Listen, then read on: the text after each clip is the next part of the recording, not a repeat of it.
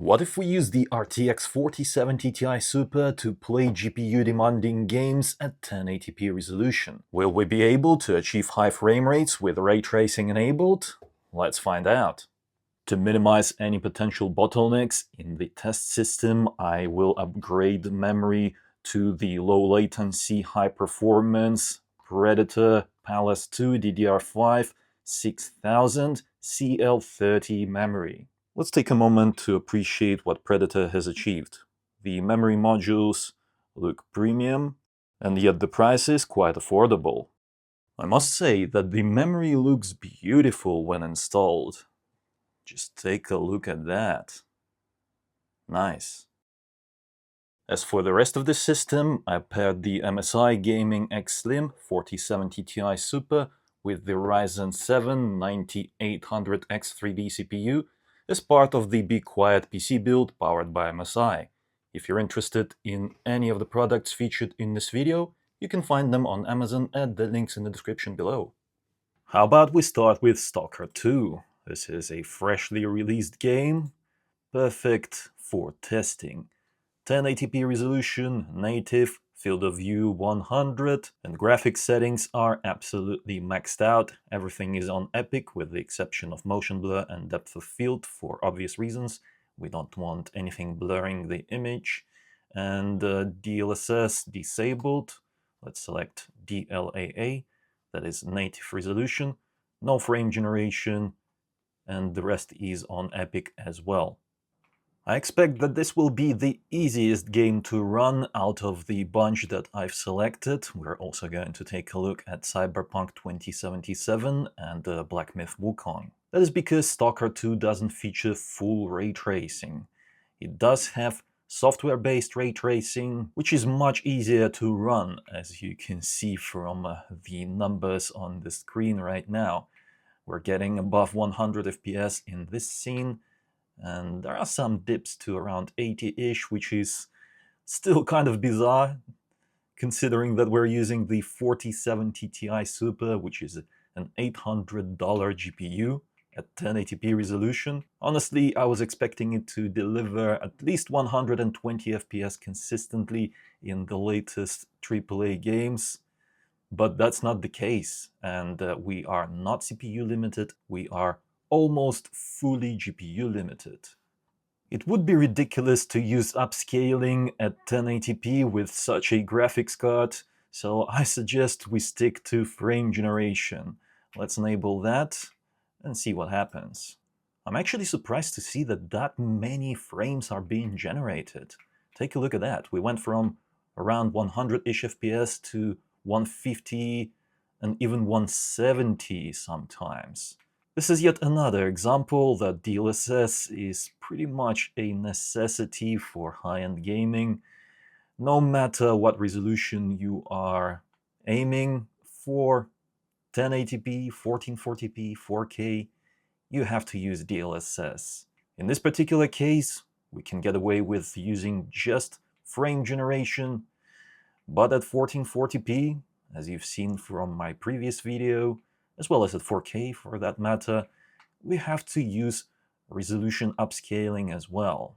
To be fair, frame generation in this game feels good, so kind of don't mind it that much. Yeah, it's fine. Oh my god, so many dogs. What is this? Psychological attack? Out of curiosity, let's also enable resolution upscaling set to quality mode, paired with frame generation. I just want to see what is the top FPS that we can get in this game. Where is the limit?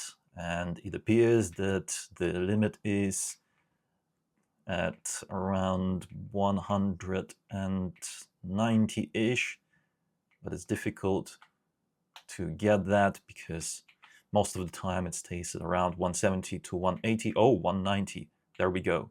In this particular scene, where there's not that many things happening, we can get that 190. But in other scenes, and especially if we are in motion, then the FPS is around 170 to 180 for the most part.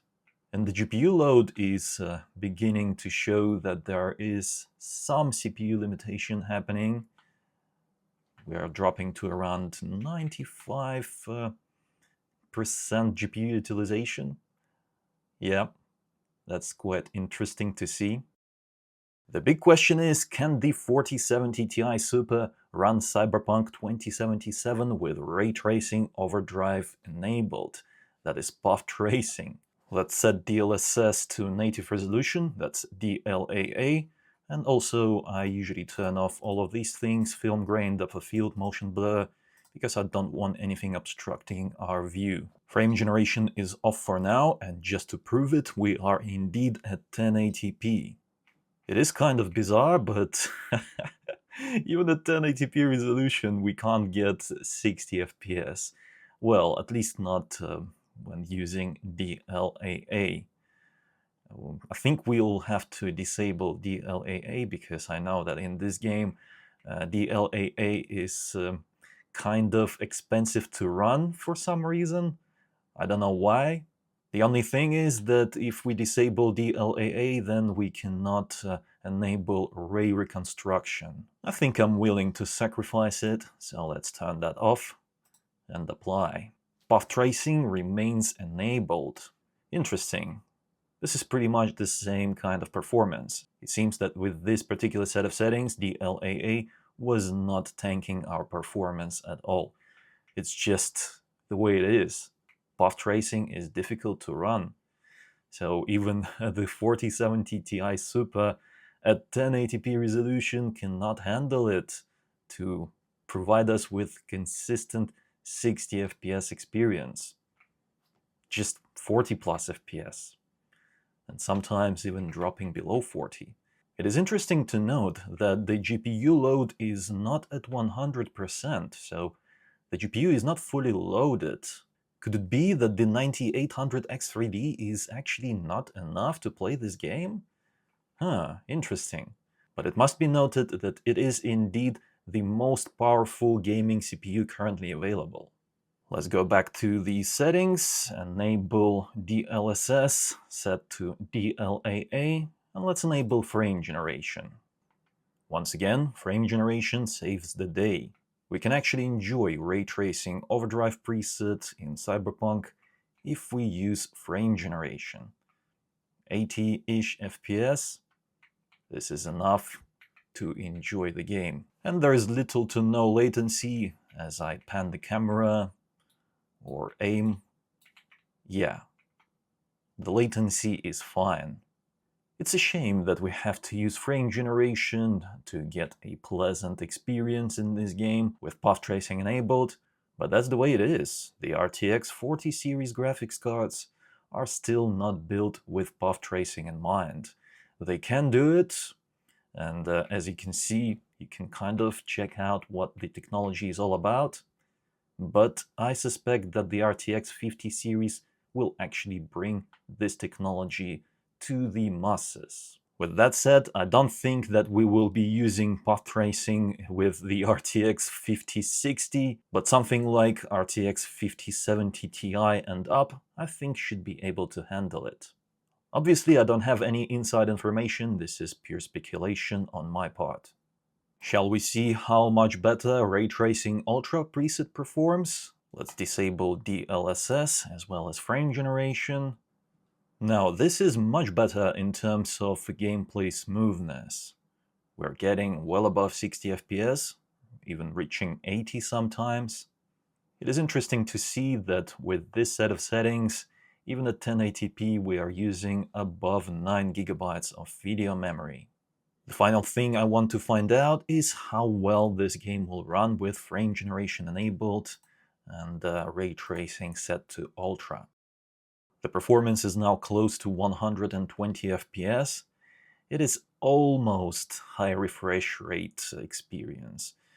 It's not quite there consistently, because in some scenes the FPS does drop to around 110, but it's still pretty good.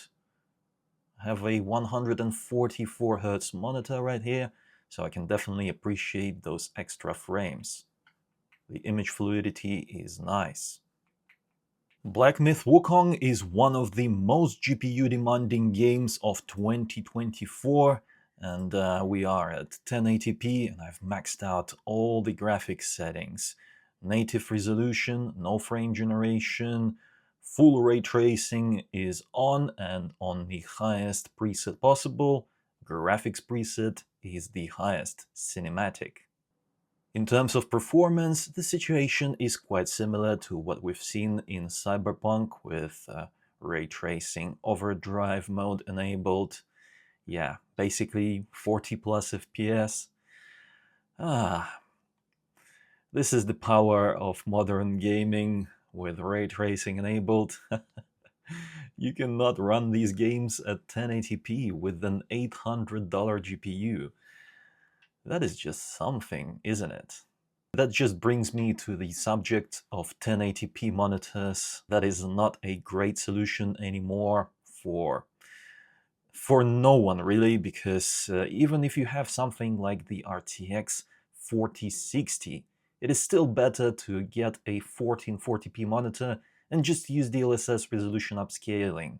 That way you'll get a much better experience in terms of image quality. Furthermore, you can pair the 4060 even with a 4K monitor and use DLSS performance or ultra performance to boost FPS in games, and that will look beautiful on a 4K screen. Whereas 1080p monitors that are 27 inches or larger, yeah, the image just doesn't look good on them.